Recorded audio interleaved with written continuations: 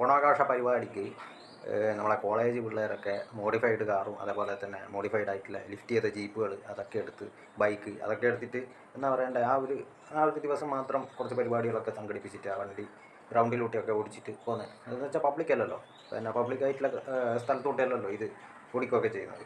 അപ്പോൾ സംഭവം എന്ന് വെച്ചാൽ അത് പിന്നെ അതിൻ്റെയൊക്കെ വീഡിയോ എടുത്തതിന് ശേഷം തോന്നുന്നു MPD കണ്ടിട്ട് ഇതേപോലെ സീനായത്. എല്ലാ വണ്ടികളൊക്കെ പിടിച്ച് മോഡിഫൈഡ് വണ്ടികളൊക്കെ പിടിച്ച് എനിക്ക് തോന്നുന്നത് ഞാനൊരു പിന്നെ സത്യം പറയാം. കാരണം വെച്ചാൽ ഇവിടെ മാത്രമാണ് നിയമത്തിന് ഇത്രയധികം ഭയങ്കരമായിട്ടുള്ള നമ്മളെ വണ്ടി മോഡിഫൈഡ് ചെയ്യുന്നത്, വാഹനങ്ങൾ ഭയങ്കര ഒരു കുറ്റകൃത്യം പോലെ കാണുന്ന ഒരു പരിപാടി ഇവിടെ മാത്രമേ ഉള്ളൂ. കാരണം കേരളത്തിന് പുറത്ത് പോയാൽ വലിയ പ്രശ്നം കാണുന്നില്ല. കർണാടകയിലൊക്കെ ഓരോന്നൊക്കെ ഉണ്ട്, പക്ഷേ എന്ന് വെച്ചാൽ വല്ലപ്പോഴും മാത്രമാണ്. പക്ഷേ ഇവിടെ ഭയങ്കരമായിട്ടുള്ള സ്ട്രിക്റ്റ്.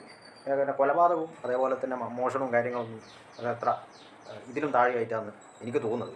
കാരണം അങ്ങനെയായി എനിക്ക് ഒരു ഓണാഘോഷത്തിന് ഇങ്ങനെ ഒരു ചെറിയൊരു പരിപാടിയൊക്കെ സംഘടിപ്പിക്കുന്നുണ്ട്, ഒരു കുഴപ്പമില്ല.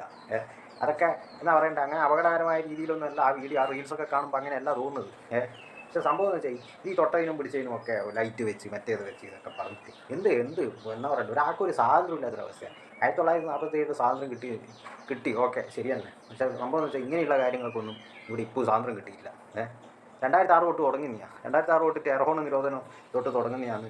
പിന്നെ വാഹനങ്ങളിൽ ഭയങ്കരമായിട്ടുള്ള ആക്സസറീസും കാര്യങ്ങളൊക്കെ ചെക്കിങ്ങും കാര്യങ്ങളൊക്കെ കൊണ്ടുവന്ന് പിന്നെ എന്താ പറയണ്ട വെച്ചിട്ട് അത് പിന്നെ വഴിയരികിൽ പിടിച്ചിട്ട് നിർത്തിയിട്ട് അതിന് ഫൈൻ അടിപ്പിക്കൽ. എന്നാൽ പിന്നെ ഈ ആക്സസറീസ് പിന്നെ എന്താ പറയണ്ടേ വരുന്നതും വിൽക്കുന്നതും ഒക്കെ നിർത്തറാ. എന്നാൽ പിന്നെ ആൾക്കാർ വാങ്ങാൻ എടുക്കില്ല ചെയ്യുക. ആൾക്കാർ വാങ്ങുന്നത് വാങ്ങുന്നതുകൊണ്ടാണ് വെക്കുന്നത്. അല്ല വിൽക്കുന്നതുകൊണ്ട് വാങ്ങുന്നത് എന്നിട്ട് വെക്കുന്നു. ഓക്കെ, ഇപ്പം കറക്റ്റായി. അപ്പോൾ അതാണ് ഞാൻ പറഞ്ഞത്. വളരെ വിഷമം തോന്നുന്നു. കാരണം ചെറുവോണം പരിപാടി അതങ്ങനെ തന്നെ ചളായില്ലേ. ആ പിള്ളേർ ഇനിയിപ്പോൾ അതിന് ഫൈൻ കൊടുക്കണം. അതിൻ്റെ ഒരു അവസ്ഥയാണ്. എത്രയാണ് ഫൈൻ വരുന്നത്? 5000 രൂപ ലൈറ്റിന് പറയും. സത്യം പറഞ്ഞാൽ ഇത് കേരളം വിട്ട് പോകുന്നത് തന്നെ ഒരു കണക്കിനല്ല. അതെന്ന് വെച്ചാൽ മറ്റുള്ള രാജ്യത്തെല്ലാം പോയി നിന്നാൽ ഇതിലൊരു സമാധാനം ഉണ്ടാവും. ഈ വാഹനമൊക്കെ എടുത്ത് പോകുന്നതിന് ഒരു പരിപാടിക്ക് ഒരു ആഘോഷം ഇപ്പോൾ എന്താ പറയുക നേരാവണ്ണം ഒരു ആഘോഷിക്കാൻ പറ്റില്ല. പിന്നെ തുള്ളിയാ കുറ്റം, പിന്നെ എന്താ പറയണ്ട ചാടിയാ കുറ്റം എന്നൊക്കെ പറയുന്ന ഒരവസ്ഥയാണ് ഇപ്പോൾ നമ്മൾ അനുഭവിക്കുന്നത്.